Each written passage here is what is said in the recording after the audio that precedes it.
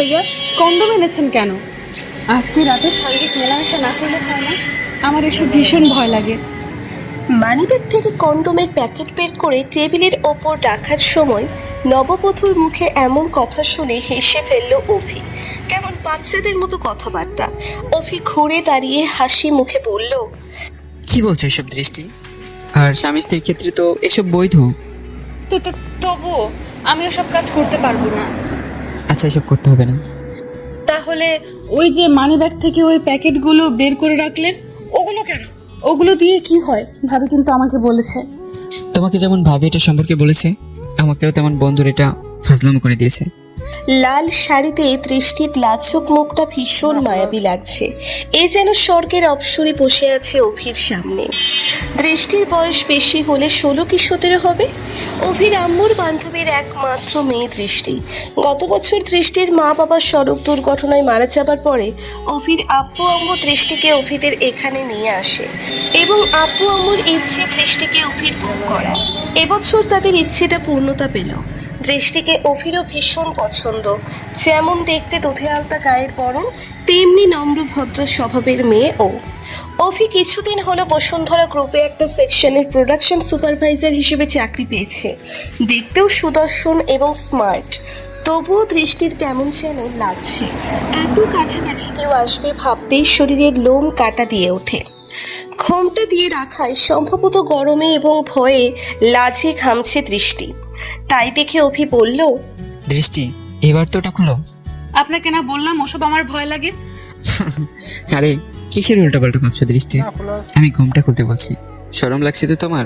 শাড়ি খুলে normal dress পরো, ভালো লাগবে। আমি শাড়ি খুলে ফেলি আর আপনি সেই সুযোগে আমাকে ধরবেন, তাই না? আমি সব বুঝি। তুমি আমার সামনে বদলাতে যাবে কেন? আপনি তো সামনে বসে আছেন, বদলালে তো আপনার সামনেই বদলাতে হবে। সমস্যা নেই, বদলাও। কি সব বলছেন? লজ্জা করে না আপনার? স্বামী স্ত্রীর মাঝে আবার লজ্জা কিসের দৃষ্টি? আচ্ছা, তোমার লজ্জা পেতে হবে না, আমি কিছুক্ষণের জন্য বাইরে যাচ্ছি।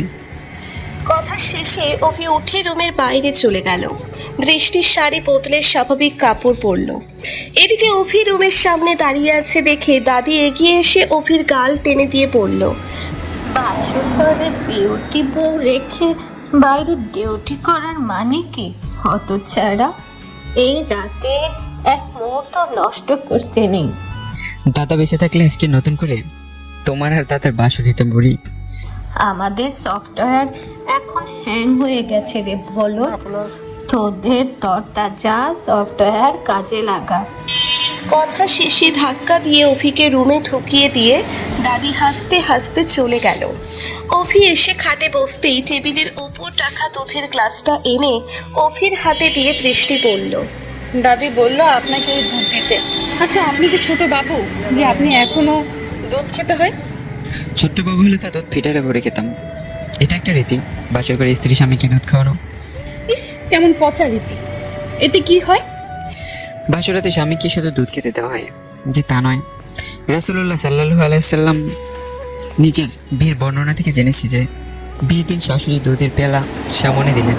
এরপর তিনি রাসূলুল্লাহ সাল্লাল্লাহু আলাইহি সাল্লাম কতটুকু পান করে উম্মুল মুমিন রাদিয়াল্লাহু আলাইহি সাল্লামের দিকে এগিয়ে দিয়ে তাকে একটু পান করালেন।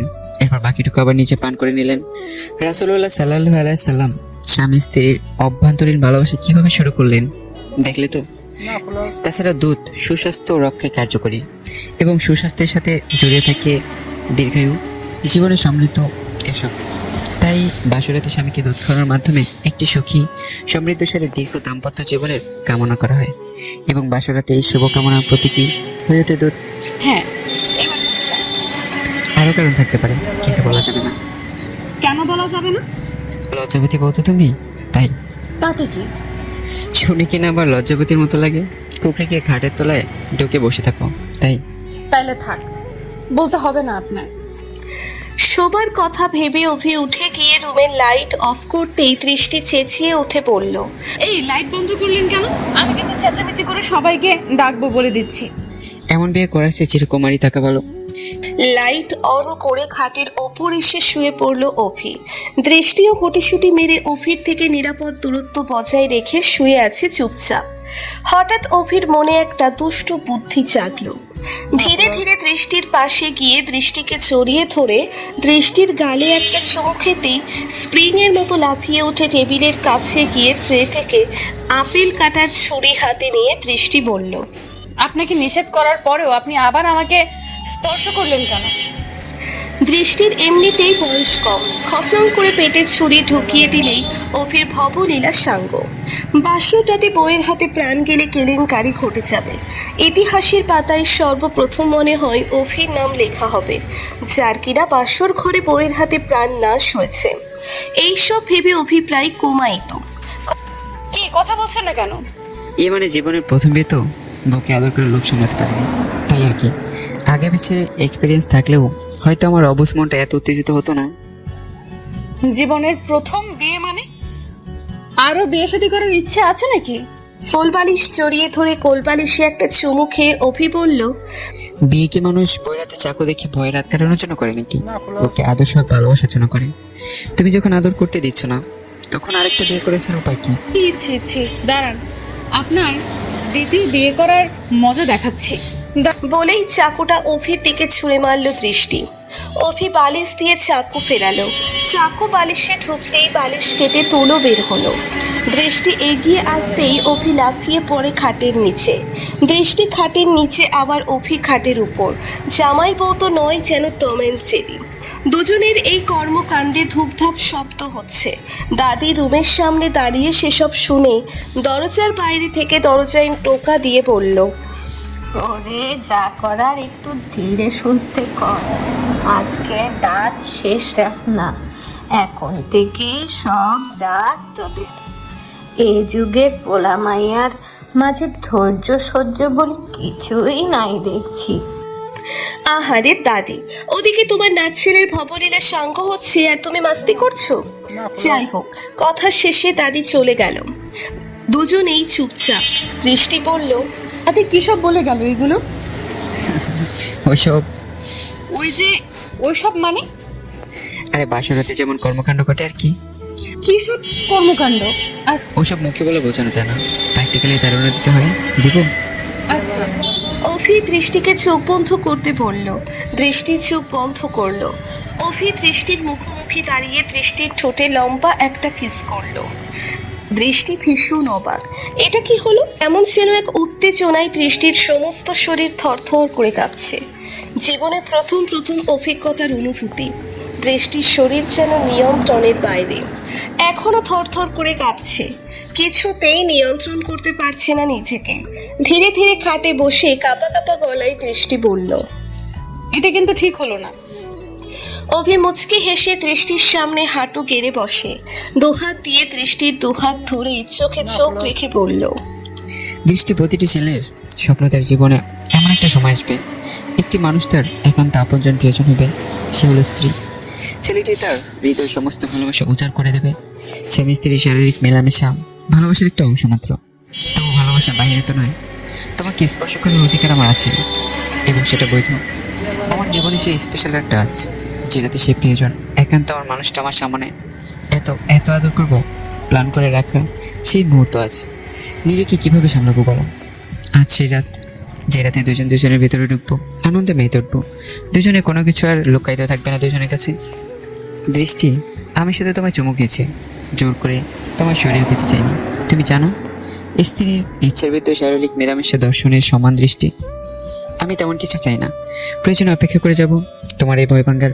কোন একদিন তুমি নিজেকে সঁপে দেবে আমার কাছে, সেদিন অপেক্ষায় থাকবো না হয়।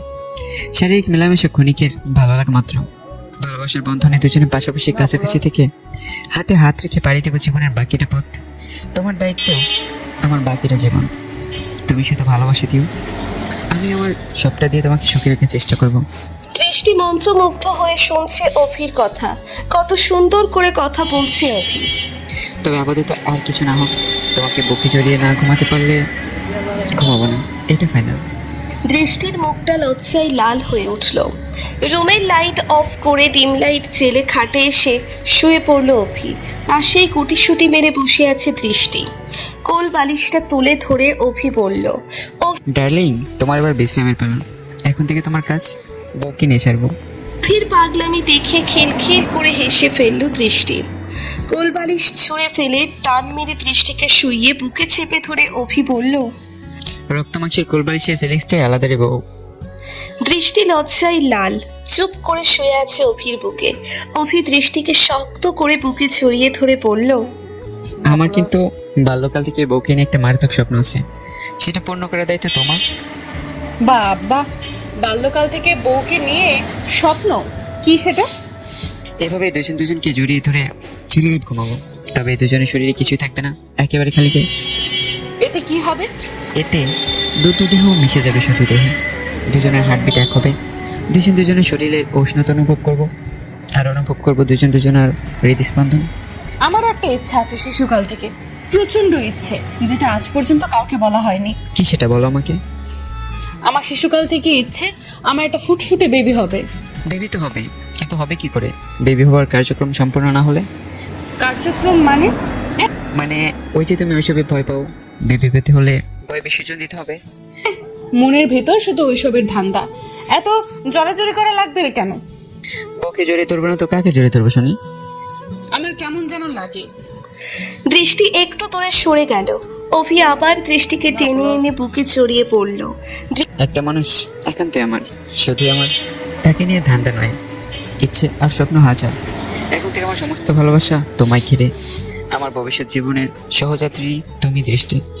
তুমি আমার আর আমি তোমার, এটাই তো।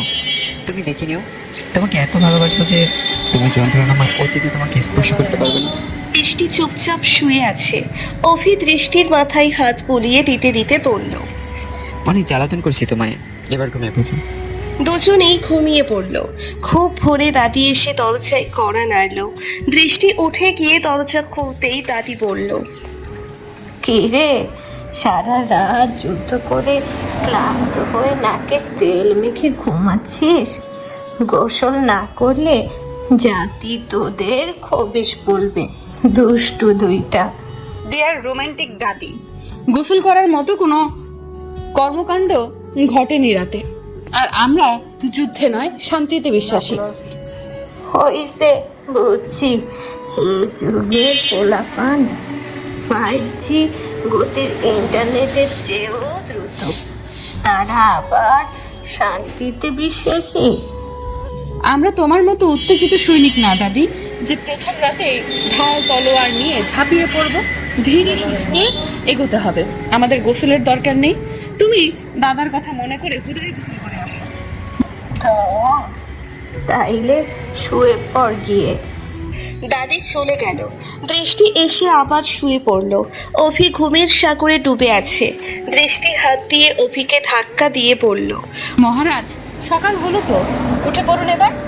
অভি ঘুম ঘুম চোখে দৃষ্টিকে কাছে টেনে ঠুটে চুমু খেয়ে পড়ল, শুভ সকাল মিষ্টি বউ। সবই ঠিক আছে, আপনি যেভাবে সারাক্ষণ কাছে টানতে থাকেন, ক্লোজ আপও তো এতটা কাছে টানতে পারে না। মানে কি বলছো তুমি?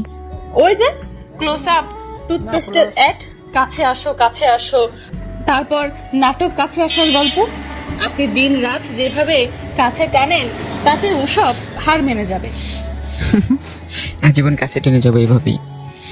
আমার তো ভয় হয় কয়দিন পরে আবার পায়ে দড়ি লাগিয়ে না টানেন। যেখানে যাবেন টানতে টানতে নিয়ে যাবেন কাছে রাখার জন্য।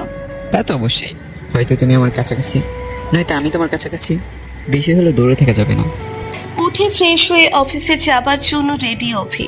চুপচাপ দৃষ্টির দিকে তাকিয়ে আছে। কি হলো? আমার একটা ইচ্ছে আছে দৃষ্টি। একটা একটা করে তো দেখছি আপনার অসংখ্য ইচ্ছে উই পোকার মতো বের হচ্ছে। এরপর একটা ইচ্ছে না বলে বলবেন ইচ্ছের গোডাউন আছে। একটা মাত্র বউ, তাকে নিয়ে ইচ্ছার গোডাউন থাকে স্বাভাবিক দৃষ্টি। আচ্ছা বলুন, এবারের ইচ্ছেটা কি? অফিসে যাবার আগে বউকে জড়িয়ে ধরে কিছুক্ষণ থাকা এবং বউয়ের কপালে চুমু খাওয়া। এরকম করলে কি হয়? এনার্জি লেভেল ফুল থাকে দৃষ্টি, মনটা ফুরফুরে থাকে সারাদিন। বাবা, এইটা বলতে পারো এনার্জির উপর এনার্জি প্লাস দৃষ্টি। আচ্ছা ঠিক আছে, এনার্জি নিয়ে নিন, এনার্জি প্লাস নিয়ে নিন, যা ইচ্ছা হয় করেন স্যার। অভি মুচকে হেসে এগিয়ে এসে দৃষ্টিকে জড়িয়ে ধরে দৃষ্টির কপালে চুমু খেয়ে দৃষ্টিকে নিজের খেয়াল রাখতে বলে অফিসে চলে গেল। দৃষ্টি রান্নাঘরে এসে শাশুড়িকে সালাম দিয়ে বলল, মা, এতদিন না হয় অতিথি হিসেবে ছিলাম, কোনো কাজ করতে দেননি। এখন আপনার পুত্রবধূ, সংসারের এইসব কাজ এখন থেকে আমি সামলাবো। মা, মা মুচকি হেসে দৃষ্টিকে বুকে টেনে কপালে চুমু খেয়ে বলল, যখন সময় হবে আমি নিজেই তোকে বলবো। আপাতত তোর কিছু করতে হবে না, খাবি দাবি আর আমার পাগল ছেলেটার খেয়াল রাখবি। দৃষ্টির চোখে জল টলমল করে উঠল। নিজের মায়ের কথা মনে পড়ে শাশুড়ি আবার দৃষ্টিকে বুকে জড়িয়ে বলল, একদম কান্নাকাটি মন খারাপ করবি না, আমি তো তোর মাই। এখন দেরি না করে জলদি আমাদের একটা নাতি নাতনি উপহার দে, দেখবি তোরও মনটা সবসময় ভালো থাকবে। দৃষ্টি মুচকি হেসে নিজের রুমে চলে আসলো। বিকেলে মা বাবার কথা ভেবে ভীষণ মন খারাপ দৃষ্টির। জীবনের বড় অধ্যায় শুরু হলো, কিন্তু আজ সবচেয়ে যারা বেশি খুশি হতো তারা নেই। কিছুক্ষণ কান্নাকাটি করে সন্ধ্যায় ঘুমিয়ে পড়ল দৃষ্টি। অফিস থেকে বেরিয়ে মার্কেটে গিয়েছিল অভি কিছু কেনাকাটা করতে। সন্ধ্যার পরে বাসায় ফিরল অভি। দৃষ্টিকে ঘুমিয়ে দেখে আর ডাকলো না। জলদি করে অফিস ব্যাগের ভেতর থেকে কিনে আনা আলতা বের করে দৃষ্টির পায়ে লাগিয়ে দিতে লাগলো। টের পেয়ে ঘুম ভেঙে গেল দৃষ্টির, কিন্তু সে চোখ বন্ধ করে চুপচাপ রইল। দৃষ্টির আলতা পরা ভীষণ পছন্দ, আর অভি নিজে আলতা পরিয়ে দিচ্ছে। এ তো কল্পনার বাইরে। ভীষণ ভালো লাগছে দৃষ্টির। জীবনে এমন কাউকেই তো পাবার স্বপ্ন সব মেয়েদের। আলতা পরিয়ে দেওয়ার শেষে অভি গিয়ে ড্রেস চেঞ্জ করে ফ্রেশ হয়ে এসে দৃষ্টির আলতা পরা পায়ের দিয়ে অপলক দৃষ্টিতে তাকিয়ে আছে। দৃষ্টি হালকা চোখ খুলে দেখে, আবার চোখ বন্ধ করে মনে মনে ভাবছে, পাগল লোক একটা। অভি হঠাৎ হাঁটু গেড়ে বসে দৃষ্টির আলতা রাঙা পা তুলে ধরে একটা চুমু খেতেই ভীষণ অবাক হয়ে দৃষ্টি লাফিয়ে উঠে বসে পড়ল। আপনি পায়ে চুমু খেলেন? পাগল আপনি, এরকম কেউ করে? চুমু খাবার জন্য ঠোঁট, গাল, কপাল অথবা শরীরের অন্য জায়গাগুলো কি লক করা নাকি? কেন, এতে সমস্যা কোথায়? সমস্যা কোথায় মানে? পায়ে কেন চুমু খা? আমার তো কেমন যেন লাগছে। এবার তাহলে ব্যাখ্যা দিই। কোরআনে আল্লাহ তাআলা বলেন, তোমাদের স্ত্রীগণ তোমাদের জন্য ক্ষেত স্বরূপ, সুতরাং তোমরা তোমাদের চাষাবাদ ক্ষেত্রে আসো, যেভাবে খুশি সেভাবে। তবুও কি, তুমি প্রথমে একটা দিক খেয়াল করো, স্বামী স্ত্রীর সম্পর্ক কতটা গাঢ় আর প্রমাণ কোরআনে করিমে আল্লাহ তাআলা ঘোষণা করেন, তারা তোমাদের পোশাক স্বরূপ এবং তোমরা তাদের পোশাক স্বরূপ। সূরা বাকারা আয়াত 187। এই আয়াতের আলোকে বলতে গেলে আপনি নিজের স্ত্রীকে সব ধরনের আদর করতে পারবেন, কিন্তু নিষিদ্ধ বিষয়গুলো ব্যতীত। নিষিদ্ধ বিষয় বলতে লজ্জাস্থানে মুখ লাগানো, এটাও নিকৃষ্ট কাজ বলেছে ইসলাম। সুতরাং আমি আমার স্ত্রীর পায়ে চুমু দিতে পারবো। আর বাবা বাঁচা গেল। এবার শুধু চুমু না, পা দুধটা কাটতে খেয়ে ফেল। দৃষ্টি, আমাদের মনে রাখা উচিত, একজন নারী তার স্বামীর কাছে শুধু ভাত কাপড়ের জন্য আসে না। তাহলে তো ধনাঢ্য পরিবারেও মেয়েদের বিয়ের প্রয়োজন হতো না, বরং স্ত্রীর অর্থনৈতিক ভরণ পোষণ অধিকারের পাশাপাশি তার আরও কিছু অধিকার রয়েছে, যেগুলো অপূর্ণ থেকে গেলে স্বামী স্ত্রীর মধ্যে দূরত্ব সৃষ্টি হতে পারে। বৈবাহিক ব্যবস্থার স্থায়িত্ব হুমকির মুখে পড়তে পারে। স্ত্রীর মানসিক বিনোদন তার অন্যতম। একজন স্ত্রী তো স্বামীর কাছ থেকে শুধু ভরণ পোষণেই তুষ্ট থাকতে পারে না, বরং স্বামীর কাছে তার আরও কিছু চাওয়া পাওয়ার আছে, সেগুলো সে পূর্ণভাবে পেতে চায়। কোনো স্ত্রী যদি সত্যিকারের অর্থে স্বামী ভক্ত হয়, তাহলে সে তার স্বামীকে মনে প্রাণে ভালোবাসে। স্বামীকে নিয়ে সে তার স্বপ্নের সেতু নির্মাণ করে। সেক্ষেত্রে স্ত্রীও চায় স্বামী তাকে ভালোবাসুক, তার প্রতি আলাদাভাবে খেয়াল করুক, তাকে গুরুত্ব দিক, তার সাথে হাসিমুখে কথা বলুক এবং আবেগপূর্ণ আচরণ করুক। স্বামী মানে পরম বন্ধু। তোমার মনকে যদি আনন্দে ভরিয়ে না রাখতে পারি স্বামী হিসেবে, সেটা আমার চরম ব্যর্থতা। অভির কথায় দৃষ্টির মনটা আনন্দে ভরে গেল।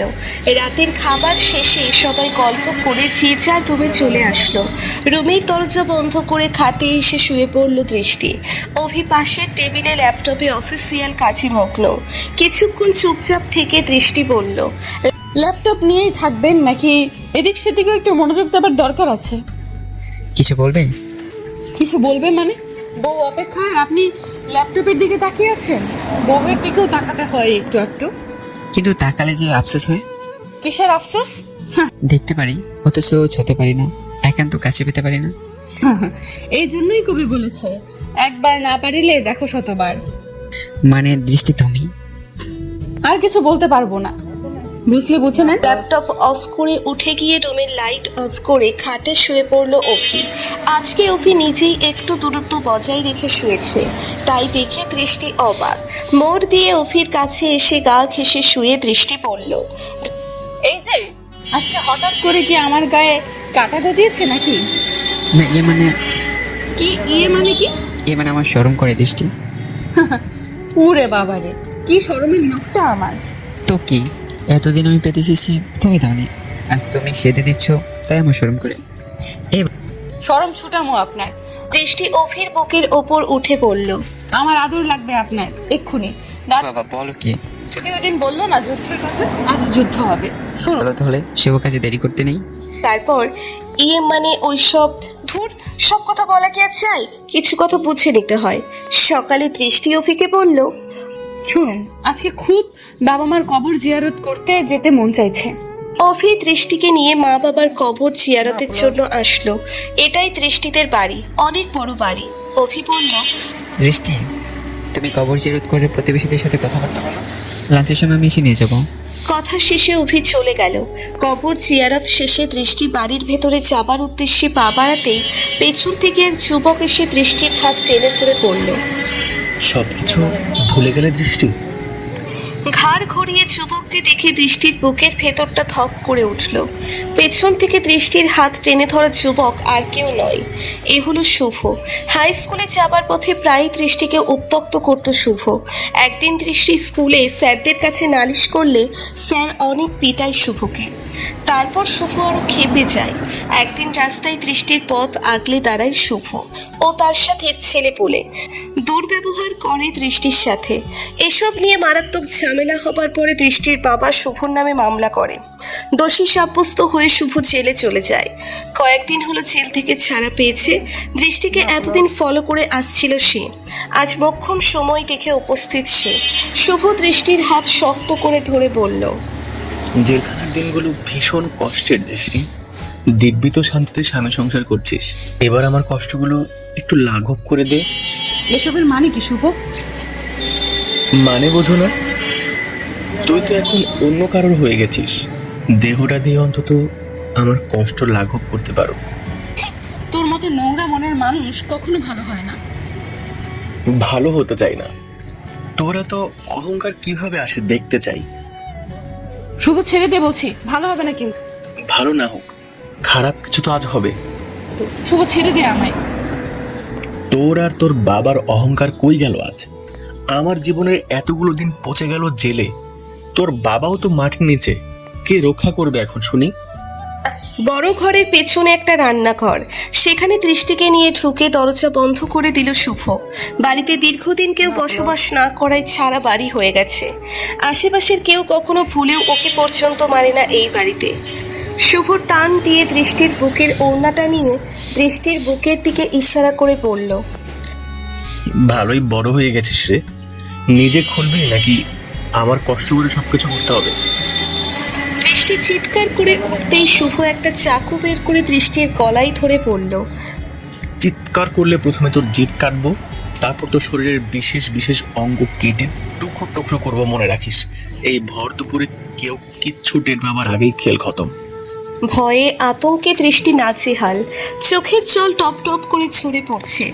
শুভ দৃষ্টির বুকে মানে স্তরে হাত দেবে দেবে এমন সময় কে যেন বলে উঠল, এই মানুষ প্রজাতি আসলেই বড় পচ্চাপ। মানে স্বর্গে গেলেও গ্যাঞ্জাম না করে শান্তিতে থাকতে পারবে না মনে হয়। শুভ চমকে উঠে চাকু হাতে চারিদিকে চোখ বুলিয়ে কাউকে না দেখে বলল, এই শালা, কে তুই? সাহস থাকলে সামনে আয়। হালকা করে কানের উপরে একটা দিয়ে সাময়িক সময়ের জন্য কুমার পাঠানোর আগে তুলাভাই ডাক, এ তো সামনে আয় শালা, চাকু দিয়ে কুপিয়ে যদি তোর দুলাভাই হবার শখ না মিটাই। এর জন্য বলি তোরা মানুষ প্রজাতির যেমন ঘাটতে না তেমন বচ্চাপ। মানুষ প্রজাতি মানে কি? তুই কি মঙ্গল গ্রহ থেকে আসা এলিয়েন? আমি কে তা বোঝো না? এই মাথা মোটা মূর্খশালা, এরকম ছাড়া বাড়িতে কি তোর বোন জামাই এসে থাকে? কি থাকে বোঝো না পথ? মানে ইয়ার্কি মারা হচ্ছে নাকি? মারতে মারতে সব ইয়ার্কি মেরে ফেললে পৃথিবী থেকে একসময় ইয়ার্কি বিলুপ্ত হয়ে যাবে, তাই আমি ইয়ার্কি মারি না কখনো। মজা করা হচ্ছে তাই না? একবার সামনে আয় সাহস থাকলে।